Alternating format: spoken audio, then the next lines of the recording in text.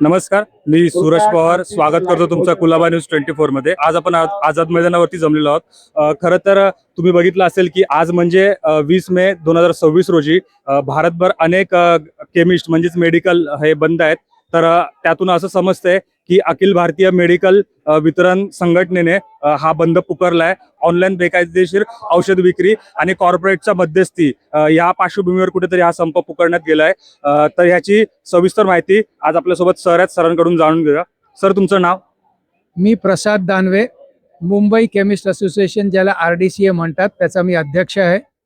महाराष्ट्र राज्य केमिस्ट संघटना म्हणजे MSCDAचा मी जॉईंट सेक्रेटरी आहे आणि अखिल भारतीय औषध संघटना म्हणजे AIOCDचा मी कार्यकारिणी सदस्य आहे। सर, मोठ्या संख्येने लोक इथे उपस्थित झालेत, तुम्ही त्यांना संबोध करताय, नेमकं प्रकरण काय, कशा संदर्भात हे सगळं संप चालू आहे, जरा आपल्या नागरिकांना सविस्तर माहिती द्या। नागरिकांच्या आरोग्याच्या हिताच्या दृष्टीने, त्याच्याशिवाय आमच्या सुद्धा इकॉनॉमीच्या दृष्टीने, दोन्ही दृष्टीने मी बोलतो। ऑनलाईनवर औषधं जी विकली जातात त्याला कुठल्याही लायसन्स नाही, म्हणजेच बेकायदेशीररित्या औषधं ऑनलाईनवर विकली जातात। आज तुम्ही कुठलंही प्रिस्क्रिप्शन कुठल्याही नावाने कुठल्याही औषधाचं ऑनलाईनच्या साईटवर टाका, कुठलंही व्हेरिफिकेशन न करता ती औषधं घरपोच केली जातात।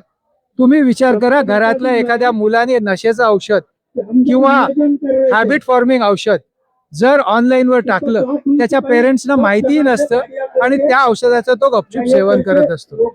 अशा पद्धतीने जी ऑनलाईन औषधं येतात त्या ऑनलाईनला आम्ही म्हणतो, त्याला जसं जगामध्ये ऑनलाईन चालतं तसं एक पोर्टल असतं, ते सरकारी असतं, त्या डॉक्टरचं प्रिस्क्रिप्शन असतं, ते डॉक्टर कोण सक्षम आहे लिहिणारा हे त्यांना माहिती असतं। त्या पोर्टलवर औषध तो डॉक्टर संमत झाला की मग ते फार्मसीकडे जातं, मग ते फार्मसीकडनं डिस्पेन्स होतं, ते प्रिस्क्रिप्शन त्यावेळेला संपतं, म्हणजे ते परत डिस्पेन्स होऊ शकत नाही।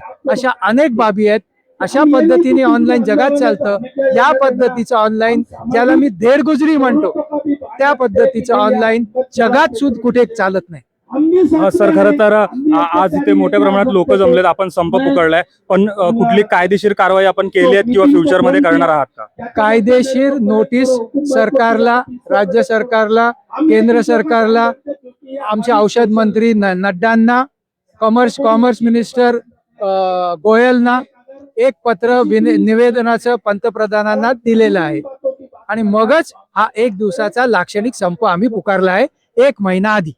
ओके सर, हा एकच दिवसाचा संप असणार आहे की पुढे कंटिन्यू होणार आहे? हा 1 दिवसाचा लाक्षणिक संप आहे।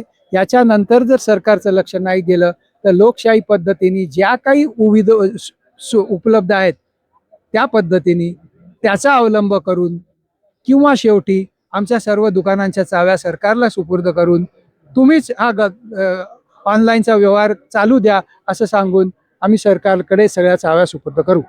सर, देशभरात जे आपले या संघटनेने जुळलेले लोक आहेत, केमिस्टवाले असतील, मेडिकलवाले असतील, त्यांना तुम्ही काय संदेश द्याल? आपला सर्वांचा पहिलं म्हणजे धन्यवाद।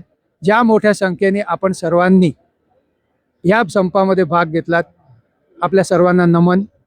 असाच सहकार तुम्ही संघटनेला दिलात तर संघटनेला तुमच्यासाठी लढण्याचं बळ मिळतं आणि तुम्ही आहात म्हणूनच आम्ही लढू शकतो, एवढंच मी सांगू शकेन। धन्यवाद। तर बघितलं, अशा प्रकारे सरांनी आपल्याला याबद्दलची सविस्तर माहिती दिली। आता सरकार नेमकं कोणत्या पद्धतीचं पाऊल उचलतंय याकडे सर्वांचं लक्ष राहील। धन्यवाद।